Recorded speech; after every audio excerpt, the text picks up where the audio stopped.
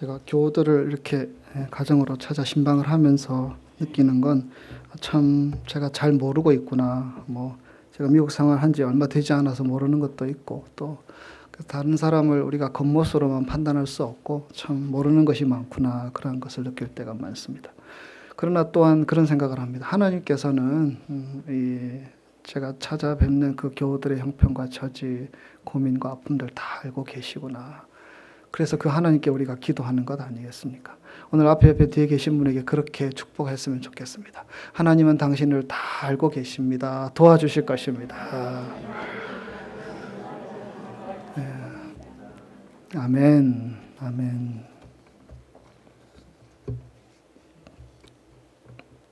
얼마 전에 그 기사를 하나 읽었는데, 여러분 줄다리기 아시죠? 줄다리기를 올림픽 종목으로 넣었으면 좋겠다. 그래서 청원을 한다는 기사를 읽은 적이 있습니다. 원래 줄다리기는 올림픽 종목이었습니다. 1896년 올림픽이 처음 시작될 때부터 한 5번, 1920년까지 올림픽에서 정식 종목으로 그렇게 줄다리기를 했었습니다. 하지만 이런 어떤 더 많은 나라에서 했어야 되는데 그렇게 하지 않았고, 또 공평한 룰을 만들기가 좀 어려워서 그것이 올림픽에서 사라졌다는 이야기를 들었습니다. 어릴 때 그 운동회를 하거나 학교에서나 교회에서 또 여러 가지 체육대회를 할 때는 줄다리기가 빠지지 않았었습니다. 근데 참 재밌었습니다. 이기고 또 승리하면 더 재밌고, 그렇지 않으면 또 섭섭하기도 하지만, 줄다리기를 당기는 사람들뿐만 아니라 전체 팀들이 다 이렇게 둘러서서 으쌰 으쌰 하면서 줄을 잡아 당기는 그때의 모습들, 휘슬을 울리거나 또 어떤 가스총을 쏘아서 총성이 울리게 되면 양쪽이 사력을 다해서 줄을 잡아 당깁니다. 그런데 대부분 금방 끝나지는 않고요. 이제 힘이 들어가는 시간이 좀 필요한 것 같습니다. 정 가운데 표시해 둔 리본이 있는데, 처음에는 이 리본이 왔다 갔다 하죠. 이리저리 왔다 갔다 하다가 이제 시간이 지나면서 힘이 강한 쪽으로 점점 쏠리게 됩니다. 근데 한번 쏠리면 다시 회복하기가 어렵더라고요. 그래서 한번 쏠리는 쪽으로 결국에는 급격하게 쏠려서 완전히 끝이 나버리는 그런 기억들을 가지고 있습니다. 의지가 아주 약하고 우유부단한 한 사람이 있습니다. 그에게는 아주 이질적인 성향을 가진 두 친구가 있는데, 모두 이 우유부단한 이 친구를 자기 편으로 끌어들이기를 원합니다. 그래서 그 사람을 가만두지 않습니다. 이렇게 권면하고, 이렇게 또 그가 듣기에 좋은 얘기들을 해줌으로 자기 편으로 끌어들이려고 합니다. 한쪽 의견을 듣고 그래, 그 말이 맞는 것 같아 하면서 이쪽으로 가려고 하면 이쪽 친구가 또 가만두지 않습니다. 야, 내 말도 끝까지 들어봐야지. 왜 그렇게 할 수 있어? 그러면서 그 친구를 잡아당기게 됩니다. 보통 그런 경우는 아주 합리적이고 또 지혜롭게 선택하기보다는 보다 적극적으로 잡아당기는, 강한 힘으로 잡아당기는 쪽으로 휩쓸릴 때가 많은 것을 종종 보게 됩니다. 그런데 여러분, 이런 현상이 우리 몸 안에서도 일어납니다. 우리 몸에는 아주 강력한 힘이 있어서요, 우리가 신앙생활을 하려고 하는데 하나님이 기뻐하시지 않는 방향으로 우리를 자꾸 끄는 그 힘을 우리는 경험합니다. 그 충동이 종종 너무 강하여서 우리가 이것은 하나님이 기뻐하시지 않는 일이면 것을 알면서도 그 일들을 행하게 되고 죄를 짓는 경우들. 우리가 오늘 대한 우리 배집사님 읽어주신 22절, 23절 앞에 보시면 육체의 일은 현저하니 하면서 육체의 일들을 기록한 말씀이 19절에서 21절 가운데 기록되어 있습니다. 육체의 일들, 내 욕망을 채우고자 하는 일들, 자극적인 일들, 거짓되고 혈기로 행하는 일들, 이러한 일들이 우리를 잡아당기고 있다고 그렇게 표현하고 있지요. 그래서 어떤 철학자는 우리 육신은, 우리 몸은 영혼의 감옥이라고. 그래서 우리 영혼은 내가 바라보는 이상, 내가 기대하는 것, 내가 믿는 것 따라가기를 원하는데 내 몸은 자꾸 나를 당기는 그런 강력한 어떤 충동에 의해서 그쪽으로 끌려가고 있는 사람들의 모습들. 그래서 그 욕망으로 인하여서 자신의 삶이 망쳐지는 것이 두렵고 속상해서 어떤 경우는 자기 생명을 스스로 끊어버려서 그런 자신의 어떤 비참함, 자신의 연약함을 이렇게 극복하고 아니면 사라져 버리게 하려고 하는 사람들도 있지 않습니까? 이 육신의 욕망은 악덕 노예 주인과 같습니다. 사람이 완전히 망할 때까지, 망가질 때까지 절대 그냥 놓아주지 않고 잡아당기는 그런 힘이 있습니다. 자기가 병들어가고 폐인이 되는 줄 알면서도 사람들은 그 자신의 내면의 정력의 그 큰 소리 호령에 두려워하며 죄를 짓습니다. 알코올 중독자를 보면 그런 사람들과 얘기를 나눠보면 아주 그런 어떤 패배의식으로 가득 차 있습니다. 많은 실패들을 했고 실수도 했고 가족들에게 이렇게 외면당하기도 하고 또 사회에서 이렇게 격리되기도 하고 그런 어려움들을 겪으면서 그 마음은 그런 중독에서 헤어나고자 하는 마음으로 가득 차 있습니다. 여러분, 그러나 그렇게 중독된 사람들일수록 더더욱 헤어나오기가 힘든 것이 사실입니다. 악은 중독이 되었다고 봐주지 않죠. 더 비참하게 만들고 더 완전히 무너지게 만드는 힘이 있습니다. 점점 깊이 빠져들게 만들어서 우리로 정말 그냥 헤어나오지 못하게 만드는 그런 힘. 그래서 인간을 탐구하는 사람들은 인간 육체에 대해서 아주 적대적으로 말하는 사람들이 많습니다. 인간의 몸이라고 하는 것이 잿덩어리고 쓸모가 없어가지고요. 오히려 이 몸을 학대하고 또 괴롭힐수록 또 굶길수록 더 아름다워지고 더 귀한 인간이 될 수 있다. 이렇게 여기기도 합니다. 교회 역사의 초기에 아주 훌륭한 신학자 가운데 오리겐이라는 사람이 있는데요. 이 사람은 스스로 거세를 해버렸습니다. 물론 자세한 사정은 알 수 없지만 이 얼마나 성욕으로 인해서 이렇게 고통을 겪었으면 자신이 어떻게 할 수가 없으니까 그렇게 극단적인 행동을 해버렸을까. 참으로 안타까운 마음이 들게 됩니다. 실제 사람들의 모습들을 보면 어릴 때부터 아주 이기적이고 자기 중심적인 모습들을 보게 됩니다. 사람들은 윤리를 배우고 또 사회를 배우고 부끄러움을 배워서 조심하기는 하는데 사람 속에는 수많은 더러움과 추한 모습이 있고 그것이 그런 것인지도 모른 채 남들에게 상처 주고 이렇게 좌충우돌 부딪히면서 살아감에도 불구하고 적당히 가린 채 모른 채 그렇게 살아가는 것이 있습니다. 그런데 인간의 몸, 인간의 육체를 이런 관점이 아닌 참으로 아름답고 귀하게 보는 관점이 있습니다. 그것은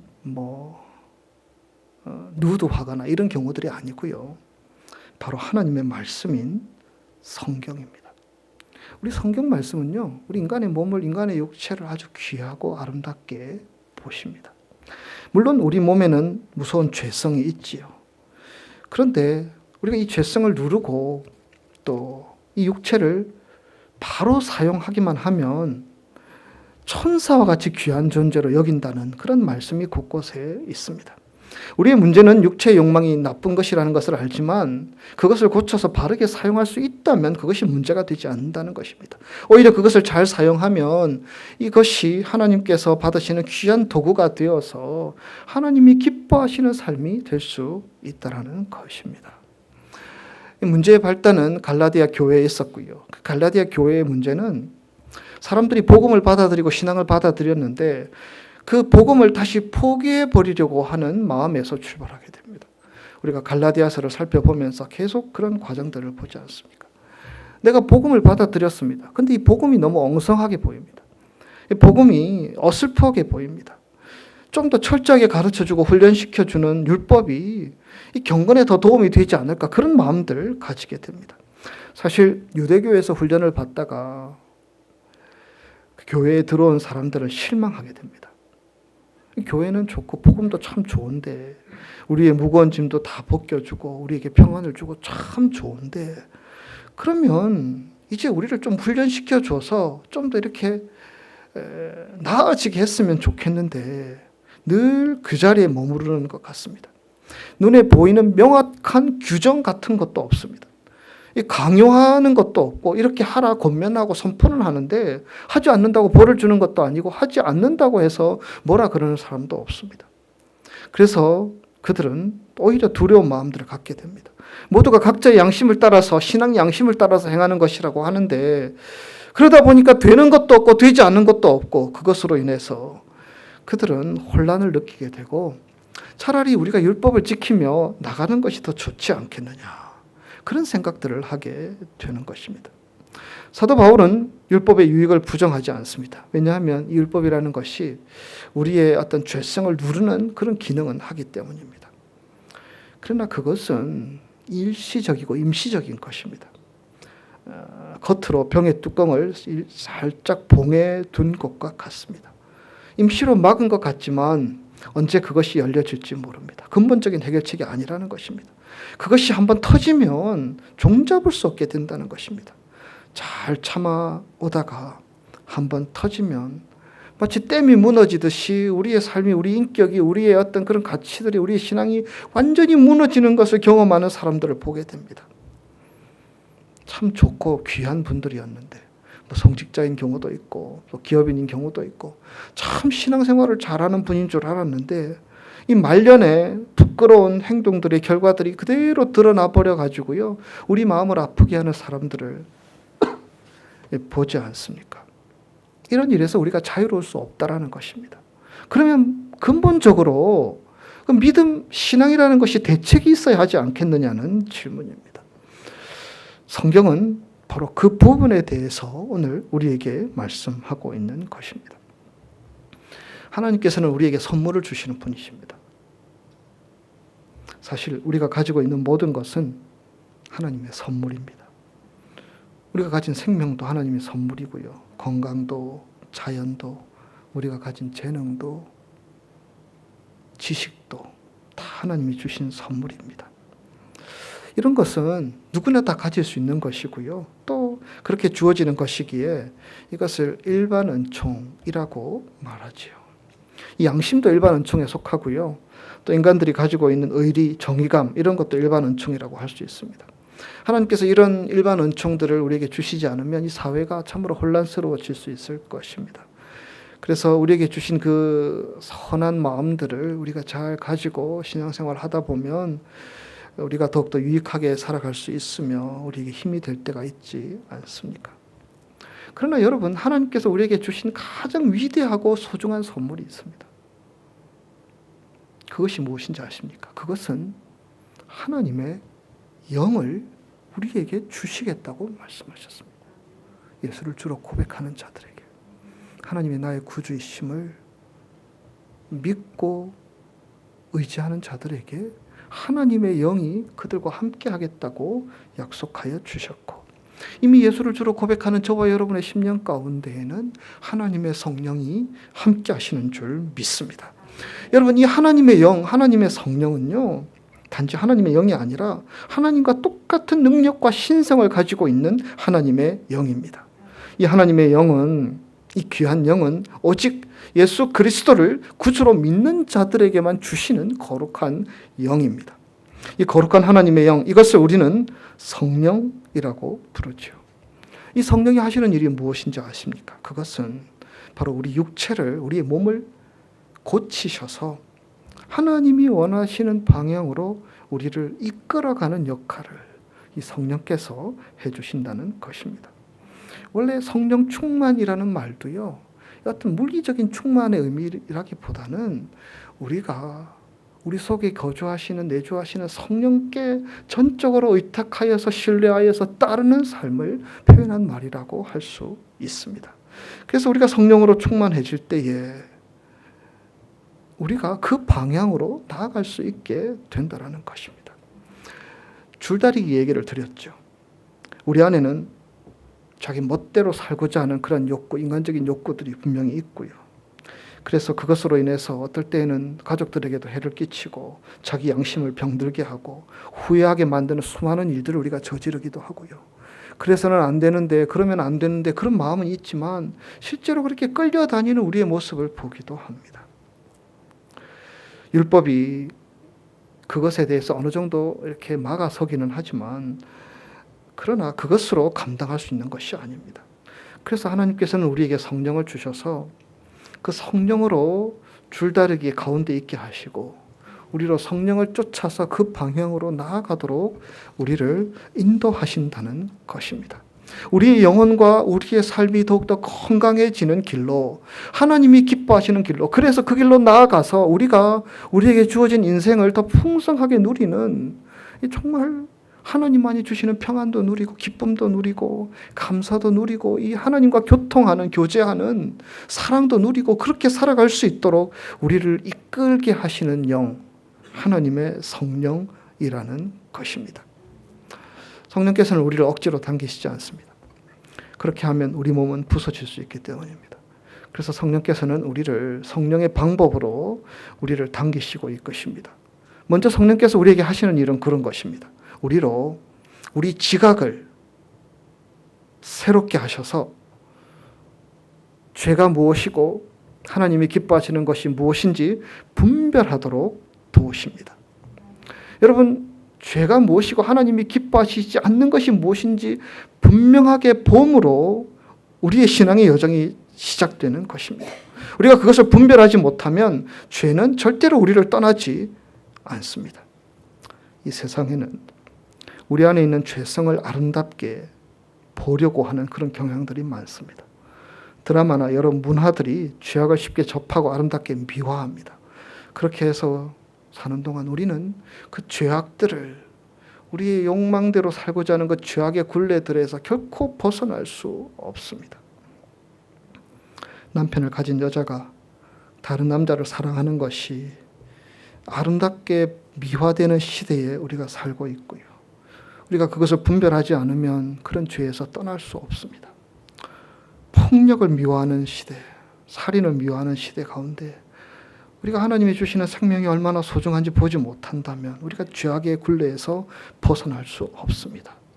거짓은 거짓이고요. 악한 것은 악한 것입니다.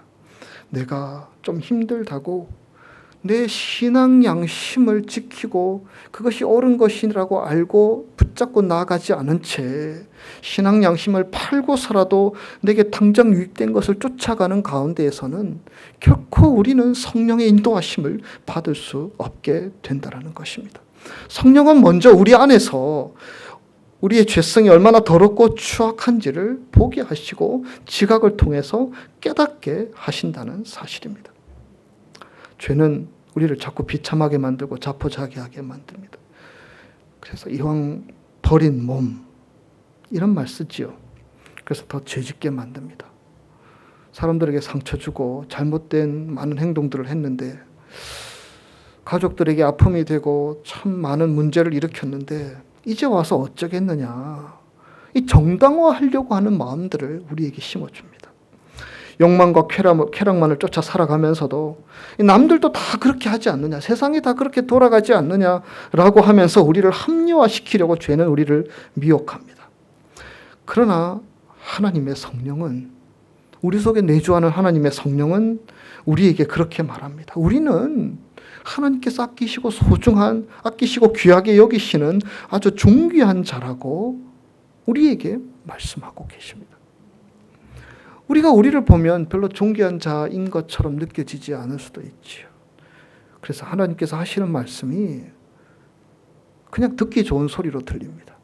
내가 너를 보배롭고 존귀하게 여기고 내가 너를 지명하여 불렀나니 너는 내 것이라. 내가 너를 천사보다 조금 못하게 하시고, 우리 인간들을 아름답게 미워하는 그 성경의 말씀들이 얼마나 많은데 그 말씀들이 우리에게 다가오지 않는 것 같습니다.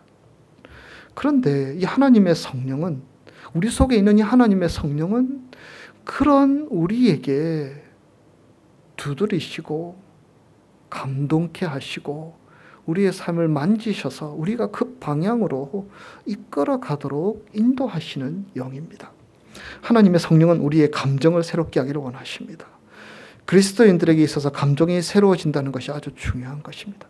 우리가 감정이 새로워지지 않으면 우리의 죄를 이길 수 없습니다. 악한 것을 보면서 우리가 죄책감을 느끼지 않는다면, 슬픈 것을 보면서 안타까워하고 슬퍼하지 않는다면, 우리의 감정을 우리가 청결하게 하여서 정말 하나님이 주시는 기쁨이 어떤 것인지를 누리지 못한 채 세상적인 쾌락만을 쫓아 나아간다면 우리의 감정은 이미 병들어 있는 것이 아니겠습니까? 하나님의 성령은 우리의 감정을 건드려서 새롭게 하기를 원하십니다.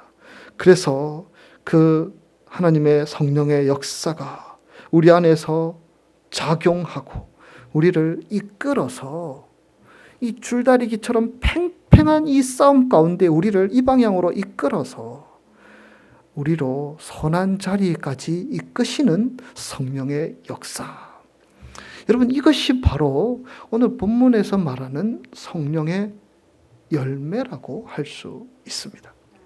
우리 속에는 성령이 계시고요. 성령은 우리를 이끌어 가셔서 그 열매를 맺는 자리까지 인도하기를 원하십니다.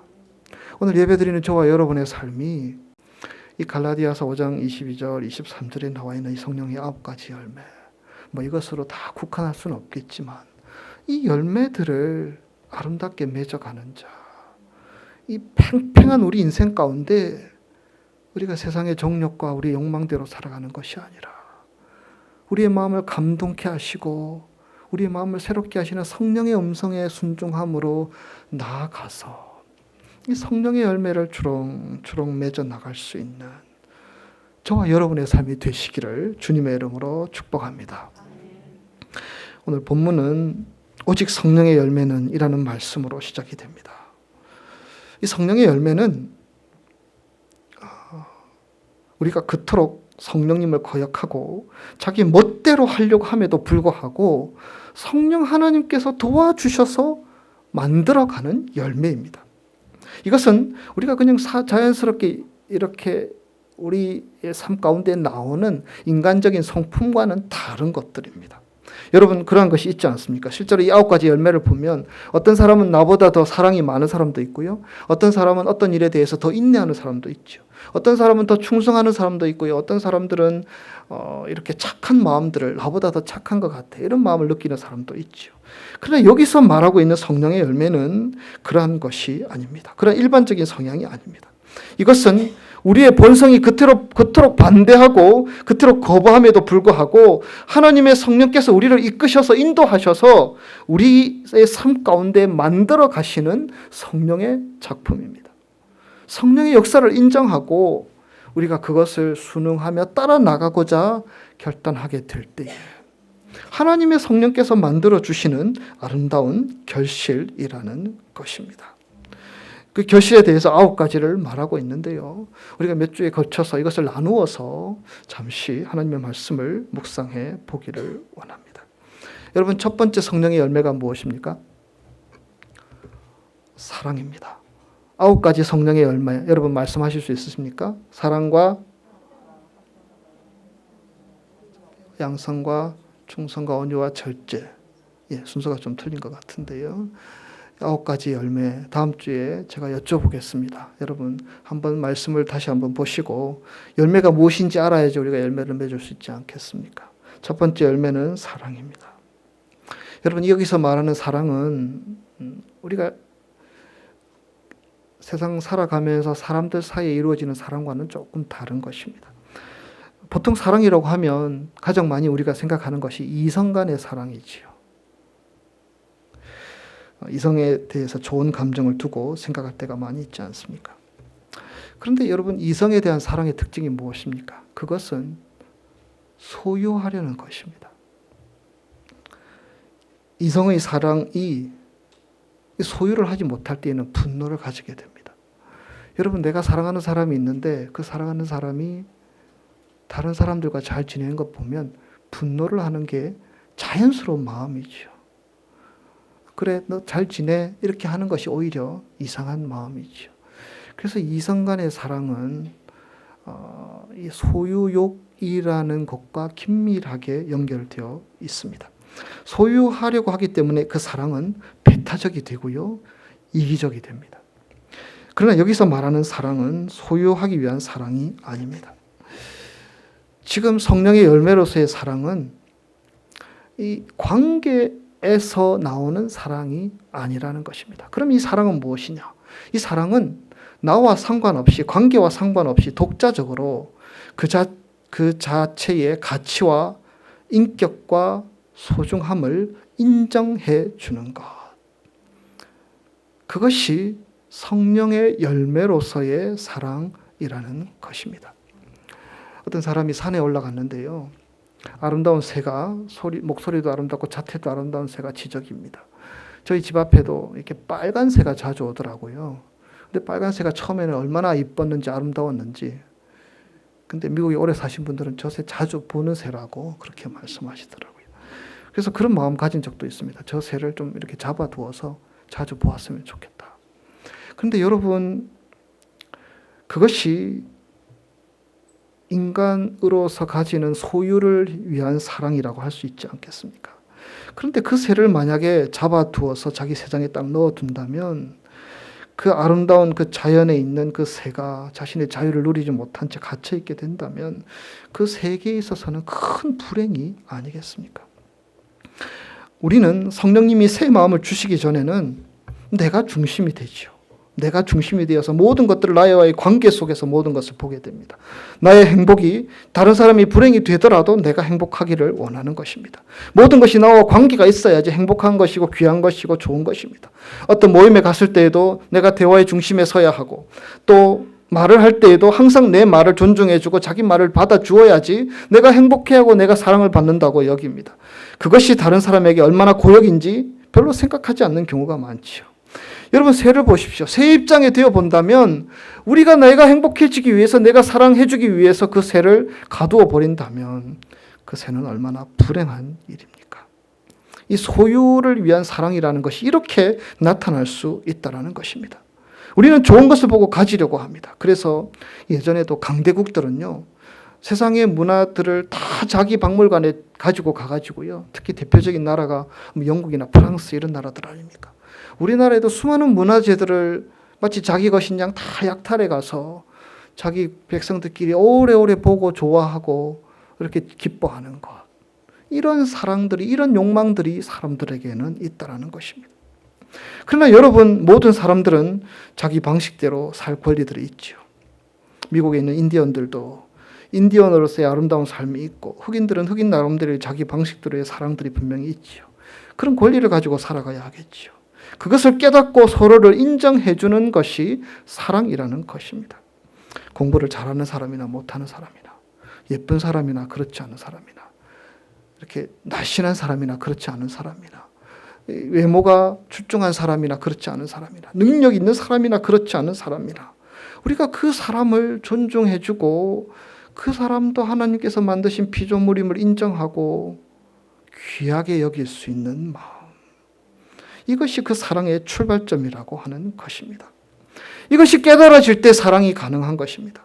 그래서 사랑은 나와 상관없이 나와의 어떤 그런 관계 속에서 보지 않고 그 사람 자체로 소중하게 여기며 존귀한 인격 체험을 깨달아질 때에 우리가 성령의 열매로서의 사랑의 눈이 띄어지기 시작하는 것입니다. 그래서 여러분, 우리가 사람을 볼 때에 이 개인으로서의 사람만 보지 말고요, 가능하면 가족 속에 있는 그 개인을 보는 것이 참 좋습니다. 가족 속에서 그 사람을 보면요, 사랑받는 남편이고 아내이고, 내가 보기에는 왜 좀 덜 떨어진 것 같고 저 따위밖에 못하고 나에게 이런 말들을 하고 그렇게 보이지만, 정말 귀하게 자란 그 가정의 자녀이며 존경받고 사랑받는 남편이며 아버지이며 어머니이며 또 어떤 부모이며, 우리가 그 관계 속에서 그 사람들을 보게 되면 우리가 좀 더 그 사람을 그 사람으로 존중해 줄 수 있지 않겠습니까? 성령이 우리에게 주시는 사랑이라는 것은요, 그 사람으로서 사랑하는 사랑을 말하는 것입니다. 여러분, 하나님이 우리를 사랑하시는 사랑은 바로 이런 사랑입니다.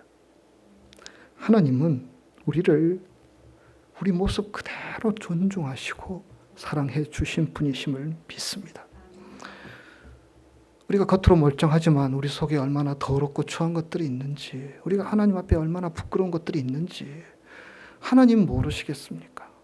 알고 계십니다. 그러나 그럼에도 하나님은 우리를 그대로 받아주시고 존중해 주시고 아끼시며 사랑해 주시는 분이심을 믿습니다. 우리를 존중하는 그 사랑으로 다가오셨기 때문에 죽어야 될 죄인들을 살리기 위해서 하나님은 당신의 외아들을 대속의 제물로, 십자가의 제물로, 물 한 방울 피 한 방울 남기지 않은 희생의 제물로 우리에게 허락하여 주셨습니다. 왜 그렇게 하셨습니까? 하나님께서는 우리 자체를, 우리 존재 자체를 귀하게 여기시고 사랑하셨기 때문에, 아끼셨기 때문에, 존중하셨기 때문에 하나님은 그 사랑으로 우리에게 다가오신 것이며 오늘도 변함없이 우리에게, 오늘 예배드리며 주님 앞에 나가는 저희들에게 우리를 사랑한다 말씀하고 계심을 믿습니다. 예수 믿는다고 해서 달라진 것도 별로 없는데, 예수 믿는다고 해도 여전히 우리에게는 부끄러움이 있고 우리에게는 욕망이 있고 우리 줄다리기에서 자꾸 지기도 하고 그렇게 살아감에도 불구하고 하나님의 사랑은 그대로 우리를 받아주시는 사랑이며, 너는 내 소중한 아들이야, 너는 내 소중한 딸이야, 우리 인생의 가치를 그대로 인정하시며 받아주시는 사랑이 바로 하나님께서 우리에게 베풀어 주신 사랑이라는 것입니다. 성령의 열매를 맺는 우리의 삶은 이 치열한 줄다리기 상황 가운데서 우리가 그 사랑, 예수님이 나를 그대로 사랑해 주시고 존중해 주신 그 사랑으로 내가 사랑하기로 결단함으로 출발하게 되는 것입니다. 함께 교회 다녀도 좋아하는 사람들도 있고 미워하는 사람들도 있고, 함께 이렇게 셀 모임 가져도 이 사람은 불편하고 이 사람은 좋고 더 이야기하고 싶은 사람도 있죠. 우리에게는 여전히 그러한 죄성들이 있어서 우리를 자꾸 그 줄다리기의 리본 칸 가운데서 우리를 이끌고 인도하고 나아가고 있습니다.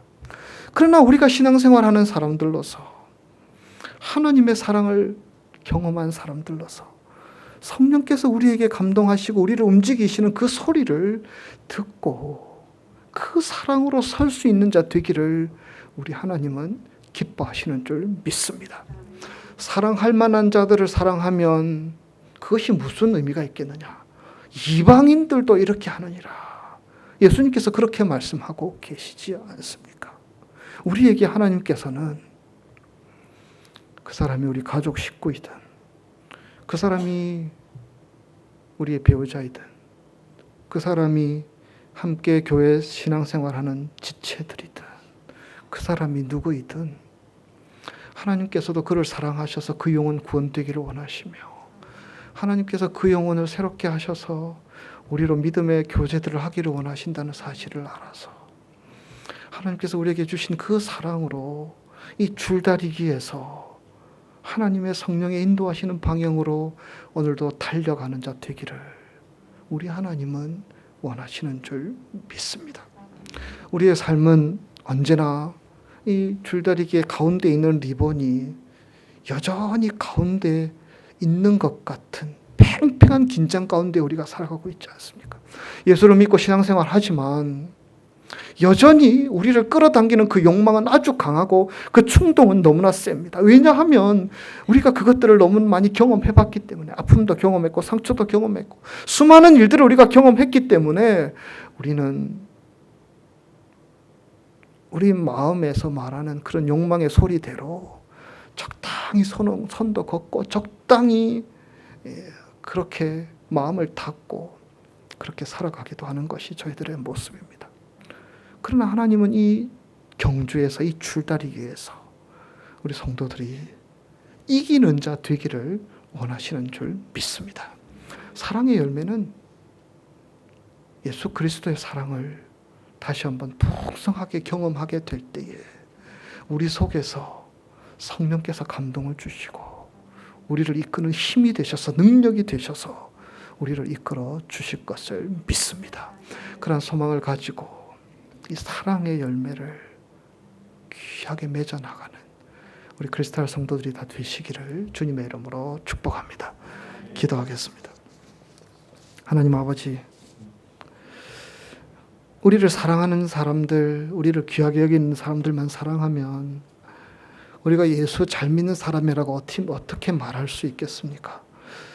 우리가 우리 욕망대로 사랑할 사람 사랑하고 미워할 사람 미워하고 저주할 사람 저주하고 싫어할 사람 싫어하고 내가 힘들어하는 사람들 멀리하고 그렇게만 살아가는, 그래서 이 줄다리기에 의해서 날마다 패배하는 자 되지 않기를 원합니다. 하나님의 성령께서 우리를 감동케 하시고 우리를 이끌어 주시는데 그 성령의 이끄심을 따라서 이 성령의 열매 가운데 첫 번째 열매인 이 사랑의 열매, 예수님께서 그렇게 나를 사랑하신 그 놀라운 사랑들을 힘입어서 그 사랑으로 사랑하며 살아가는 우리 성도들 다 되게 인도하여 주시옵소서. 감사드리옵고 예수님 거룩하신 이름으로 기도드리옵나이다. 아멘.